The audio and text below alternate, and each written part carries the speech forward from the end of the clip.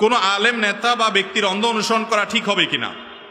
অন্ধ অনুসরণ, যা শুনছি সব মানছি, সামিআনা ওয়া আতানা, শুনলাম এবং মানলাম, এটা কার বেলায়? শুধু আল্লাহর বেলা এবং তার রাসূল সাল্লাল্লাহু আলাইহি সাল্লামের বেলা।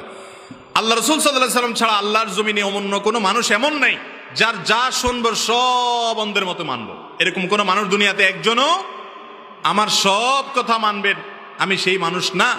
আমি বড় বড় ইমামরা পর্যন্ত তাদের নিজেদের ব্যাপারেও তারা জানিয়েছেন এবং তাদের শিষ্যরা যারা ছিলেন তারাও অন্ধের মতো তাদের অনুসরণ করেন নাই। একটা কথা আছে ফার্সিতে, একটা কবিতা, ওয়াজের ফাঁকে ফাঁকে আপনারা অনেক সময় শুনেন, বামে সাজ্জা দারঙ্গি কুন গরত পীরে মগা গোয়াদ কে সালিক বে খবর নবুয়ত জরা হো রুসমে মনজিলহা। ফার্সি কবিতা।